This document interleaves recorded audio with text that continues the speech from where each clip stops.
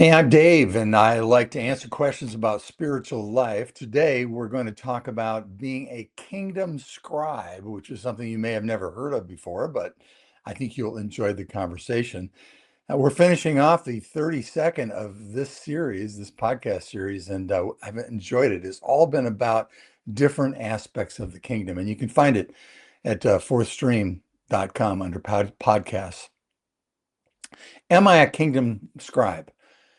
You'll notice that in the podcast notes, there is a picture of a pretty dynamic bride standing in front of this beautiful, obviously Italian uh, cathedral or whatever, and she's got this huge, uh, beautiful veil that's going up in the air, and is wearing obviously a wedding dress that's amazing. And so, while I talk about today, the issue today of I don't want to when I talk about the kingdom, I don't minimize the bride of Christ, who's the church. I lift her up. Um, that's what we're a part of. That's what we're dedicated to. But while our love and our devotion to the bride of Jesus or the church is a part of our mission, we draw primary direction from Jesus's kingdom words in Matthew 13. But also in the book of Matthew, remember that the kingdom is mentioned over 100 times. The church is mentioned twice. So my only point about this is that the church was built upon the kingdom, the foundation of the kingdom, and which is built upon the foundation of the king, right? So king first, then kingdom, then church. And I'm sure you've heard me say that over and over again. Anyway, back to Matthew chapter 13. He says, after he had explained the parables of the kingdom to his committed followers, he said, "Have you understood all of these things?" And they confidently say to him, "Yes." And Jesus said to them, and these are 4 points that come out of this particular passage that are important for your spiritual life and for my spiritual life. First of all, every scribe, that's how it starts out as he is explaining how the kingdom works. Every scribe, so a scribe is somebody who cares and searches diligently. That's what a scribe is. It doesn't mean it's a believer. It doesn't mean it's a disciple of the kingdom. It just means it's a person who cares and gives focus on the things that matter in life. So those are what Jesus has called men of peace in different places, men and women of peace. So every scribe who has become, so it starts with being a scribe and then becoming a disciple of the kingdom of heaven. So as that pursuit of what is true begins to unfold, then we go into a deeper relationship and become disciples of the kingdom of heaven.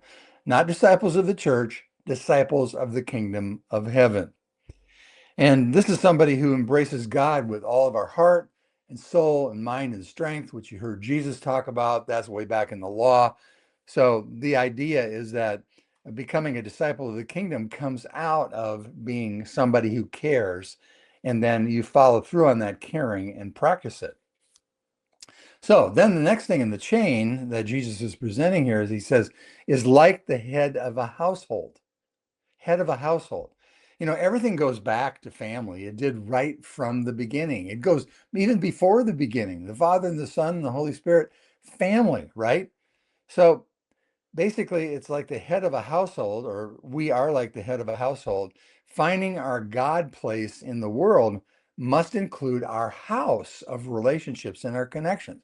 You know, our parents, our family, our children, our grandchildren, our neighbors, the friendships that we develop, all of these different things make up our household. Sometimes that includes even people from that we work with or people that we work for and with around the community.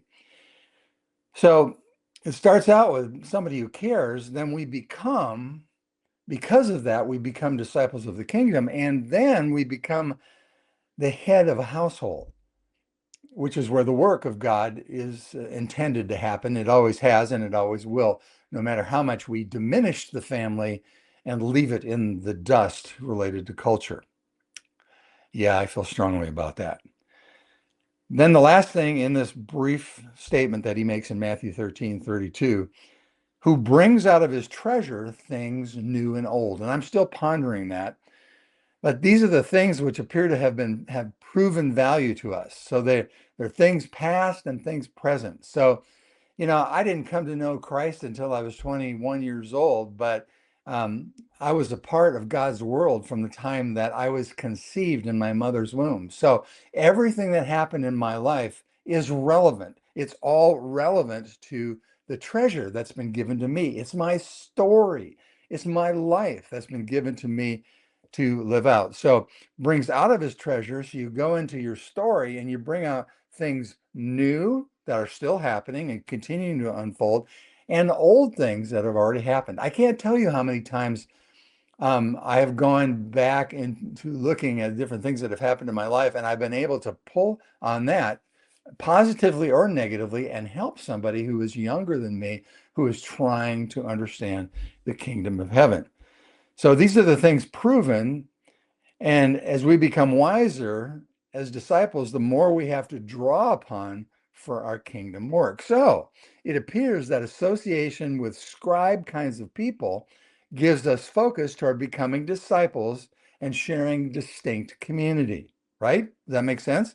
When our circle is filled with emerging disciples of the kingdom, things are in place for a lifetime of spiritual growth.